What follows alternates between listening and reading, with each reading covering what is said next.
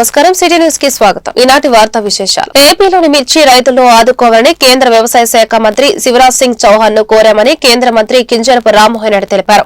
మిర్చికి 11,600కు పైగా మద్దతు ధర ఇవ్వాలని కేంద్రాన్ని విజ్ఞప్తి చేశామన్నారు. ఢిల్లీలో కేంద్ర వ్యవసాయ శాఖ ఆధ్వర్యంలో జరిగిన కీలక సమావేశం అనంతరం మీడియాతో ఆయన మాట్లాడారు. మిర్చి ఎగుమతులు, ఏపీ మిర్చికి అంతర్జాతీయ మార్కెట్ కల్పించే అంశంపై భేటీలో చర్చించాం. సమస్య చెప్పిన వెంటనే కేంద్ర మంత్రి శివరాజ్ సింగ్ చౌహాన్ ను స్పందించారు. ఎగుమతిదారులతో మాట్లాడి నిర్ణయం తీసుకుంటామన్నారు. మార్కెట్ ధర, ఉత్పత్తి ఖర్చుకు మధ్య తేడా పరిశీలిస్తామన్నారు. ఏపీలో మిర్చి రైతులు కష్టాలు ఉన్నారని చెప్పాం. రాయలసీమ, గుంటూరు, పల్నాడు జిల్లాల మిర్చి రైతులకు లబ్ధి కలిగేలా అన్ని చర్యలు తీసుకుంటామని రామ్మోహన్ రెడ్డి తెలిపారు. చంద్రబాబు నాయుడు గారు కూడా రాష్ట్రం తరపున మిర్చి రైతుల తరపున ఉన్నటువంటి సమస్యలు ప్రస్తావిస్తే అది ఖచ్చితంగా ఇమీడియట్ గా టాప్ ప్రయారిటీ మీద తీసుకుని అవన్నీ కూడా సెటిల్ చేస్తామని చెప్పి కూడా ఆయన హామీ ఇవ్వడం జరిగింది. మరి నిన్ననే ఆయన వేరేగా ఒక మీటింగ్ ఈ రోజు పెడతామని చెప్పి ఇచ్చినటువంటి హామీ ప్రకారం ఈ రోజు ఒక మీటింగ్ పెట్టుకున్నాం. అగ్రికల్చర్ మినిస్ట్రీ తాలూకు అధికారులు, నేను కూడా అటెండ్ అయ్యాను. రాష్ట్రం తరపున అచ్చెన్నాయుడు గారు, అలాగే అక్కడ ఉన్నటువంటి అగ్రికల్చర్ టీం అందరూ కూడా అటెండ్ అయ్యి మళ్ళీ ఆ సమస్యల మీద ప్రత్యేకంగా చర్చించడం కూడా జరిగింది. అందులో ముఖ్యంగా ప్రొక్యూర్మెంట్కి సంబంధించి, ఎందుకనంటే ఇది ఇమీడియట్ గా స్టార్ట్ అవ్వాలనే ఆలోచనతో చంద్రబాబు నాయుడు గారు నేను రిక్వెస్ట్ చేశారు. మరి దాన్ని సీరియస్ గా తీసుకొని కేంద్ర ప్రభుత్వం అలాగే మంత్రి గారు కూడా దాన్ని ఇమీడియట్ గా చేయిస్తామని చెప్పి హామీ ఇచ్చారు.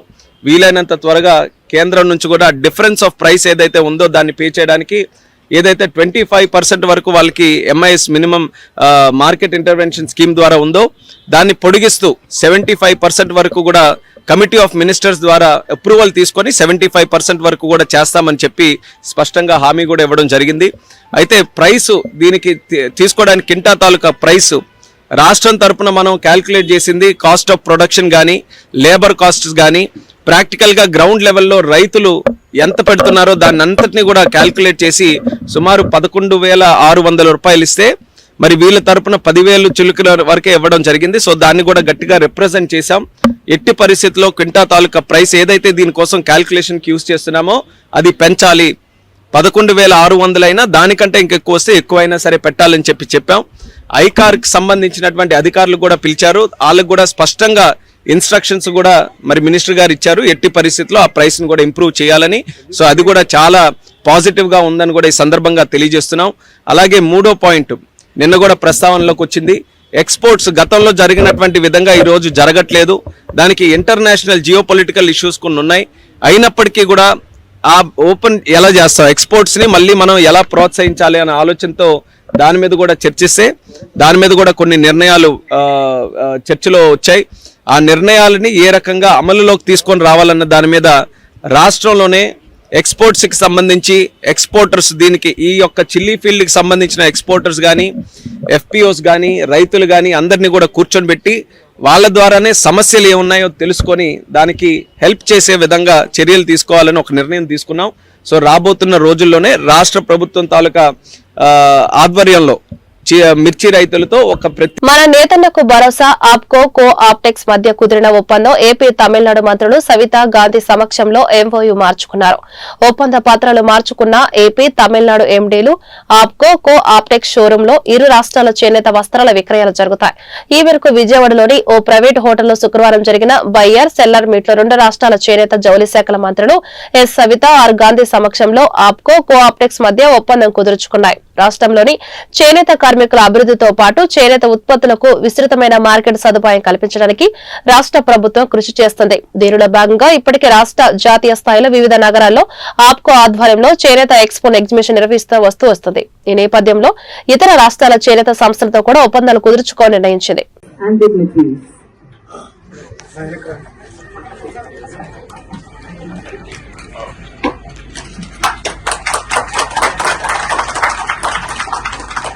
Sir sir sir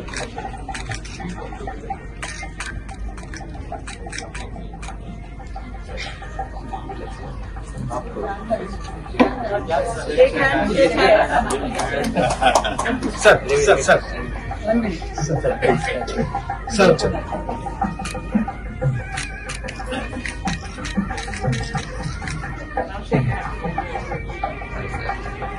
sir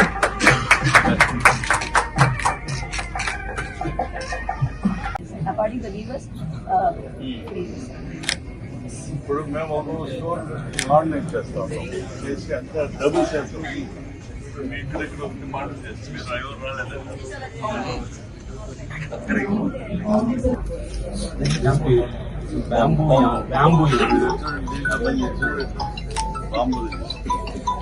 The fast selling product ever since it has been eating bamboo and bamboo multi-mat, ma'am.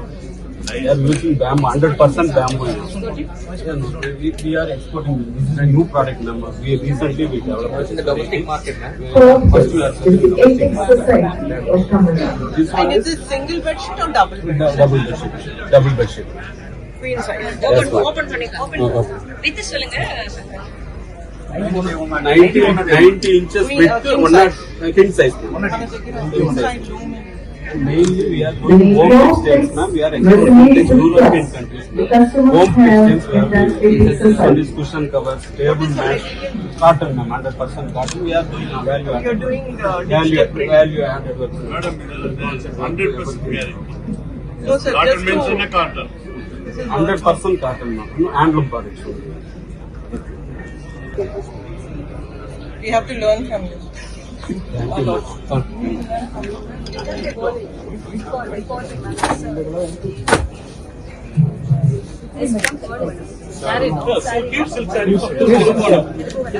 It's a special folding house. We call it as a fast.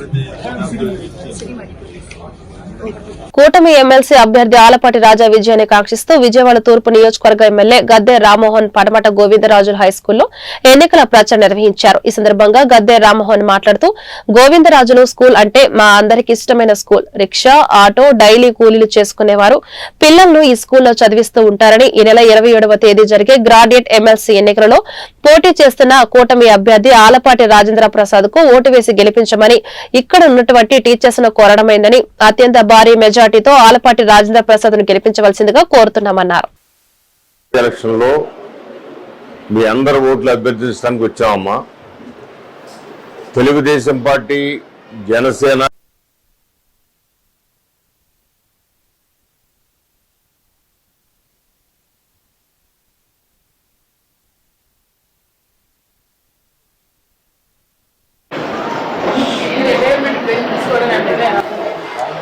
అమ్మ మొట్టమొదటి ప్రాధాన్యత ఉప ముఖ్యమంత్రి పవన్ కళ్యాణ్ గారితో కానీ అత్యంత కాబట్టి ఆ ఒకటని అంకేయమనేది పాలనలో అనేకమైన సమస్యలు మిగిల్చే మంత్రి గారైన పవన్ కళ్యాణ్ గారితో కూడా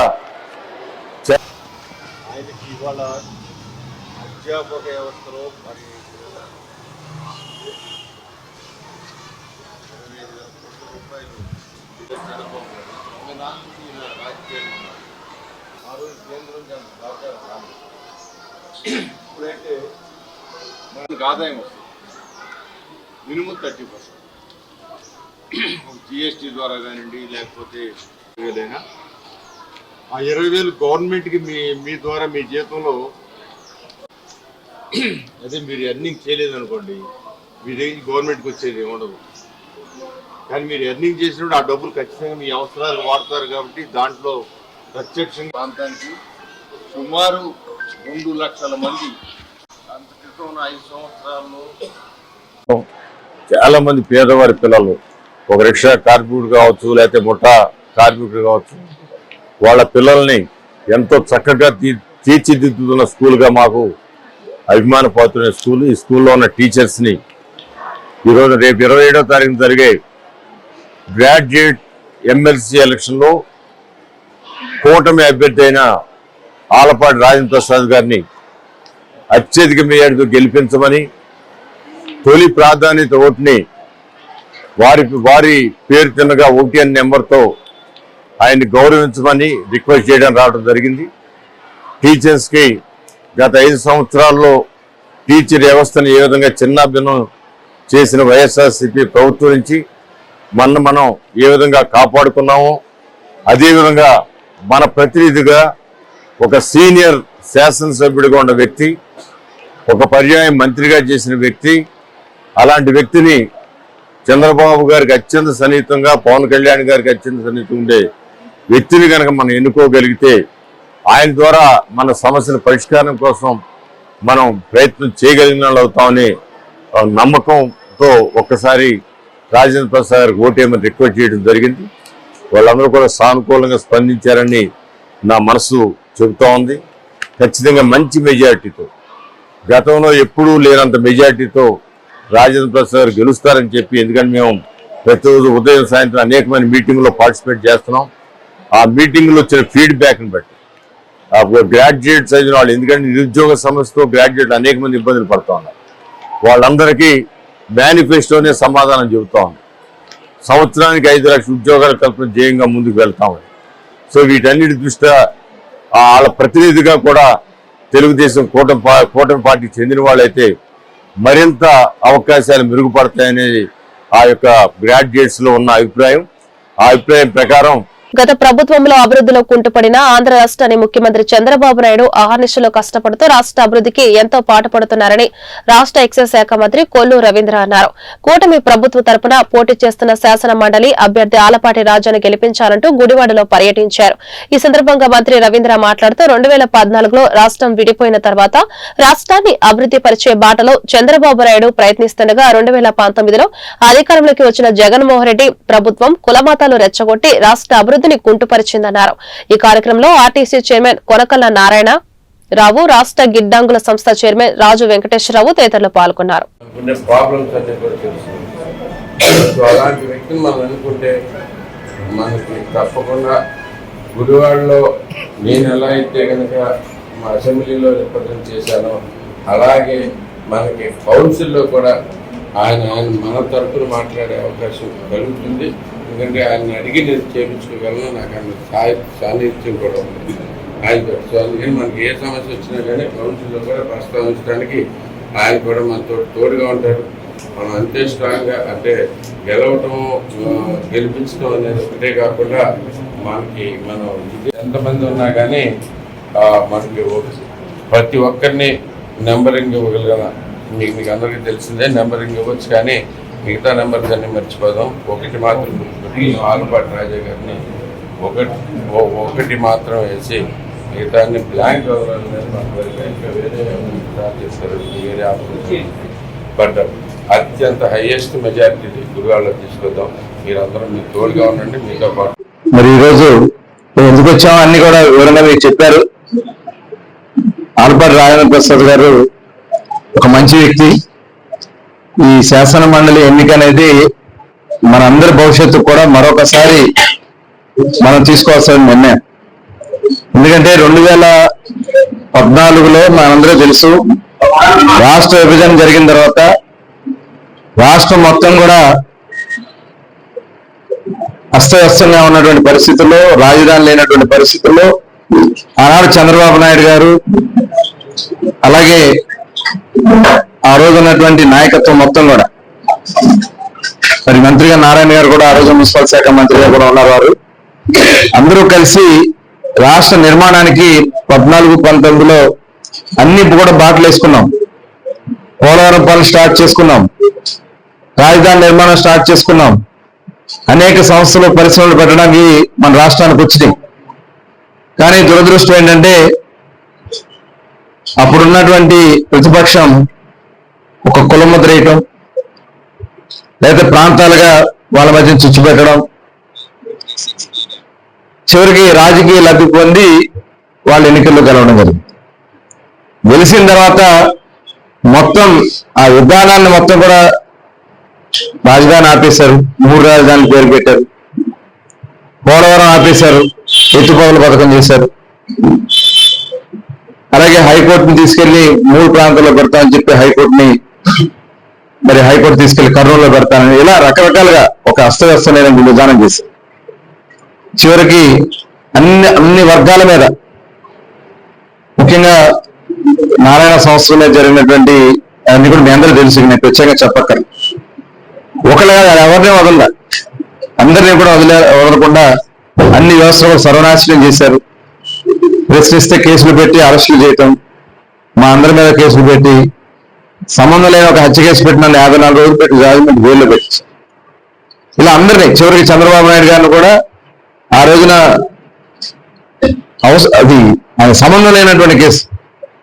ఏదైనా ప్రభుత్వంలో నిర్ణయాలు తీసుకోవాలంటే మేము శాసనాలు చేయడం వరకు ప్రజాప్రతినిధుల పాత్ర ఉంటుంది, కానీ దాన్ని అమలు చేయాల్సినటువంటి పాత్ర. కృష్ణా జిల్లా గుడివాడ రైతు బజార్ మార్కెట్ సెంటర్ ఏరియాలలో ట్రాఫిక్ కు అంతరాయం కలిగిస్తున్న తోపుడు బండ్ల మీద వ్యాపారం నిర్వహించే చిరు వ్యాపారస్తులు రోడ్ల మీదకు ముందుకు వచ్చేస్తూ ఉండటం వల్ల ఉదయం పూట అనేక మంది స్కూల్ కాలేజీ పిల్లలు ఇతర ఉద్యోగులు పనుల మీద వెళ్లే వాళ్లకు అసౌకర్యం కలుగుతుందని ట్రాఫిక్ ఎస్ఐ జీవి ప్రసాదరావు ప్రత్యేక చొరవ తీసుకుని ట్రాఫిక్ అంతరాయం లేకుండా పర్యవేక్షిస్తున్నారు. ఈ సందర్భంగా ఆయన మాట్లాడుతూ వందలు వేల కొలది వాహనములు ఈ రహదారిలో ప్రయాణిస్తూ సాగిస్తుంటారని చిరు వ్యాపారస్తులు ప్రజలకు ఇబ్బంది పడకుండా పూర్తి సహాయ సహకారం అందించాలని విజ్ఞప్తి చేశారు.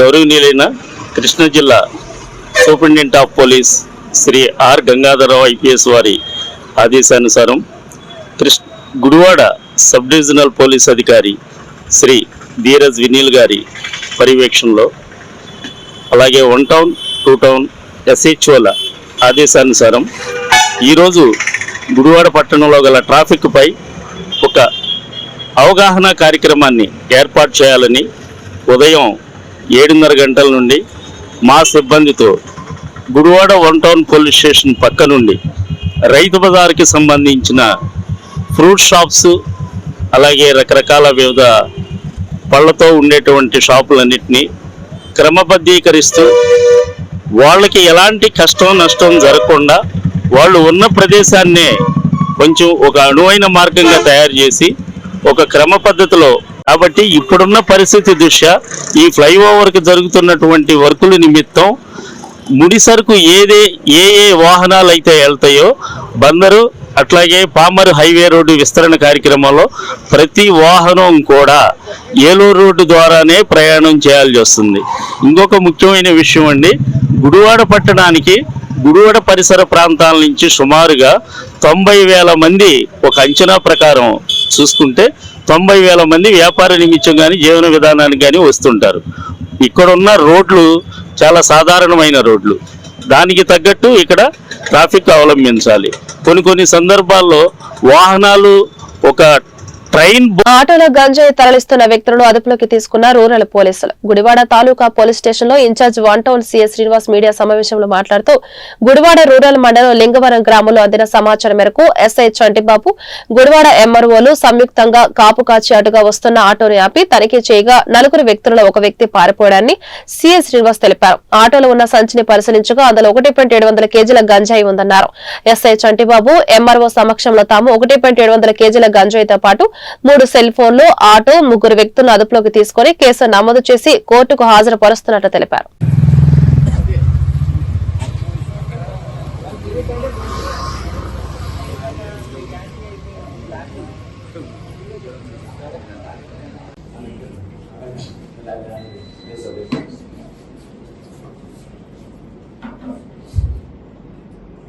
ముద్దే వస్తారా తీసుకుంటాం.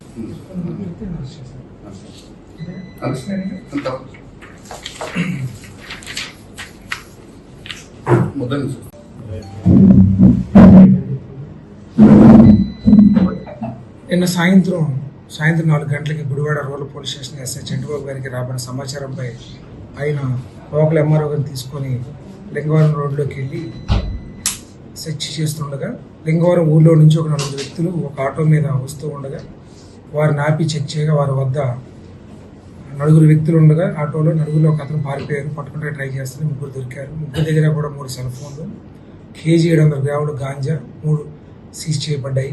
వారిని మరొకరి సమక్షంలో మీడియా రిపోర్ట్ రాసి స్టేషన్ తీసుకొచ్చి నాకు చెప్పగా నేను వచ్చి వాడిని అరెస్ట్ చేసి రిమాండ్ పెడుతున్నాను. గుడివాడ ప్రజానికానికి మా పోలీసు వారి తరపు నుంచి తెలియజేసేది ఏమనగా గంజాయికి సంబంధించి ఎటువంటి సమాచారం ఉన్నా సరే పోలీసు వారికి తెలియజేయాలి. అదేవిధంగా గంజాయి ఎవరైనా సరే గంజాయికి బానిసలైనా వారి వివరాలు కూడా మాకు తెలియజేస్తే మేము పోలీసు వారికి కౌన్సిలింగ్ ఇస్తాము. గంజాయి సేవించే వారు కూడా హెచ్చరిక జారీ చేస్తున్నాము. ఎట్టి పరిస్థితుల్లో కూడా గంజాయిని గుడివాడలో మేము రానివ్వమని చెబుతున్నాము. ఎవరన్నా సరే మా యొక్క ఉత్తర్వులకు విరుద్ధంగా గంజాయిని కలిగి ఉన్నా, గంజాయిని సరఫరా చేసినా, గంజాయిని తీసుకువచ్చిన నగరం టౌన్లోకి వారి పైన చట్టపరమైన కఠిన చర్యలు తీసుకుంటామని మేము విజ్ఞప్తి చేస్తున్నాము. మేము పట్టుకున్న ముగ్గురు ముద్దాయిల్లో ఒక అతని పేరు నందం సూర్య, ఇతను ఆటో డ్రైవర్గా పనిచేస్తున్నాడు. 2 పులివర్తి రోహిత్, ఇతను ప్రైవేట్ హాస్పిటల్లో తిరుపతిలో కుక్గా పనిచేస్తున్నాడు. 3వ వ్యక్తి లారీ డ్రైవర్గా పనిచేస్తున్నాడు, బండి తంబి. ఈ 4వ వ్యక్తి పారిపోయిన వ్యక్తిని మేము త్వరలోనే పట్టుకుంటాము. అదేవిధంగా ఈ నలుగురికి కూడా గంజా సరఫరా వ్యక్తిని కూడా మేము ఇన్ఫర్మేషన్ పెట్టాము. అతను ఎవరు కూడా ఐడెంటిఫై చేయాలని కూడా పట్టుకుంటామని తెలియజేస్తాం. ఒక అతని మీద కేసు ఉంది, పాత కేసు. ఈ వార్తలు ఇంతటితో సమాప్తం. నమస్కారం.